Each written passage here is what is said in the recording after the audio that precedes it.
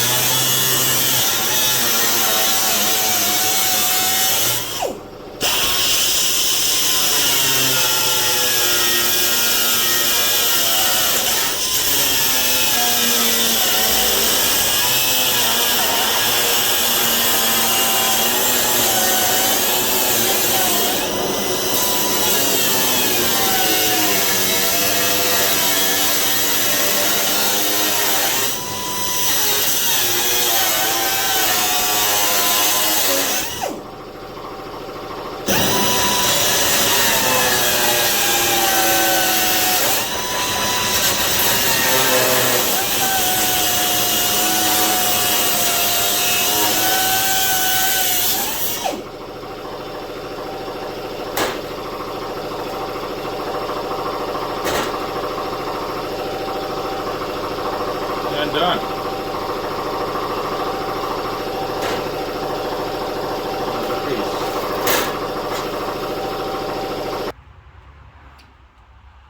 Now, since I don't have a rolling machine or anything of sorts to bend this, I'm going to try to do this in the brake.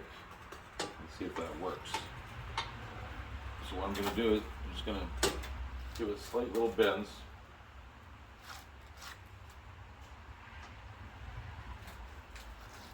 Like so.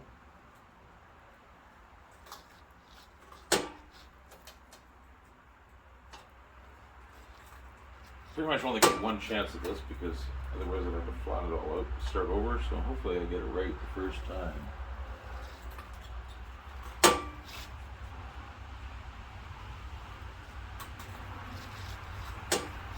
The idea is if I put a bunch of little mini bends in it, you're not going to see them because it's going to be inside the valance, and it should work out pretty good.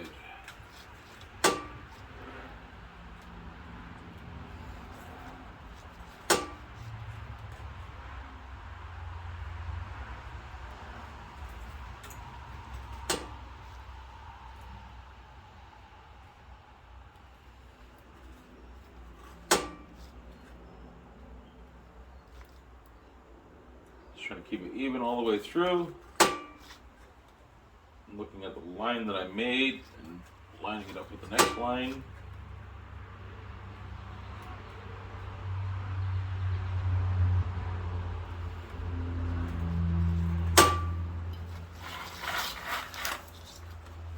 Like I said, I don't know if it'll work or not, but it may. If it's too tight, it'll be okay because I can open it up again a little bit.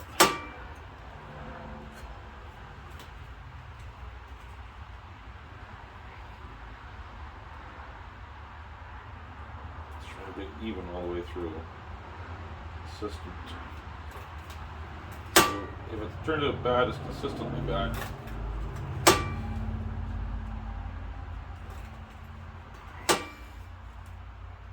You're going to screw it up, you may as well do it all the way. If all else fails, I can always cut another piece. Go back to the drawing board and start over.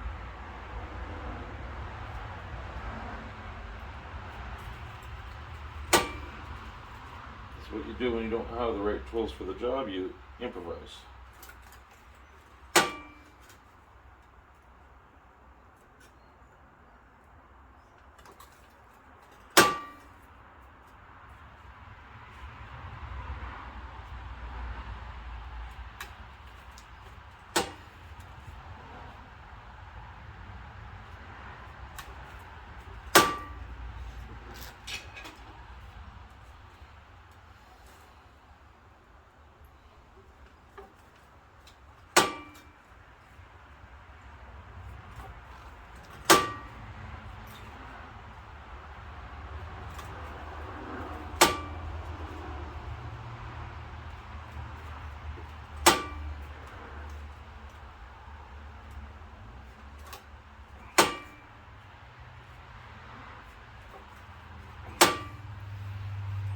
Getting a little too much curve out of it.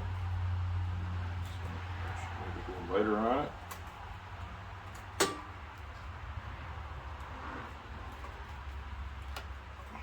I haven't tightened the brake down completely because I don't want to leave a nice sharp line. I want kind of a rounded edge where I do this, so it'd be much harder if I had to undo it every time to move this quarter inch just to make another bend again. I'll be here for a long time doing that.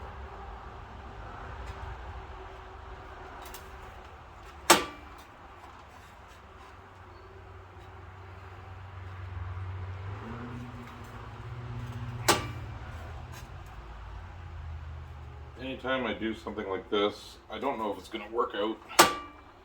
I don't generally record myself doing something like this because I don't want to record my failures and I really don't know what I'm doing. But if this is successful, then I will probably upload it.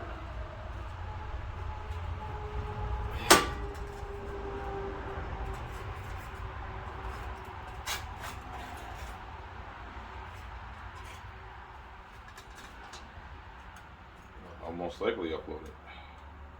Certainly upload it. Even if I fail, I would still show it. Because nobody's perfect. When you watch TV and you watch them do shows and they do stuff so perfectly, that's not necessarily their first attempt. Plus they have all the best tools money can buy, and I have caveman tools. I've actually come a long ways. It was a long time I never had even a brake like this here. And I used to bend everything by hand. I remember making a roll pan for a pickup truck, and I used a piece of pipe and a lot of vice grips and a lot of muscle to bend that the way I wanted it. And I had to make a 90-degree lip on it on top of that, and I did that in the vise. Just put it through the vise and hammer the edge down. I guess I didn't do it in the vise on that one actually. I think I did it just over the edge of the bench, clamped it down, put some heavy metal on top of it, and started hammering until it looked right.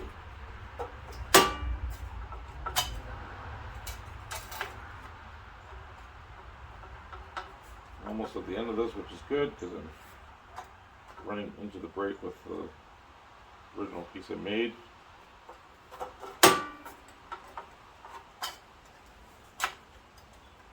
One more bend, we're done. And we can see what kind of mess we made here. Alright, sort of looks like a housing. Looks good on that end. So I think I can straighten this out.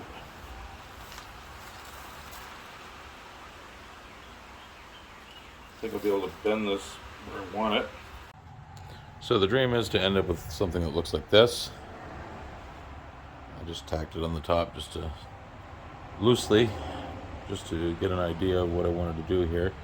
So that light is just a light I had laying around that was on the car originally, I guess, in the fog light location. So I'm going to do something like this, I believe. I'm going to have to trim a lot of this housing out because there's a bumper bracket in behind the valance, which I'll show you. There's a bumper bracket in behind the valance. It's interfering with that piece going up in, right here, as you can see. So I'm going to have to trim it quite excessively to get it to fit in front of that bracket, which is not a big deal because nobody will see in there anyway to see how deep or shallow it is. And it really doesn't need to be that deep as long as it covers this hole and covers the whole entire area.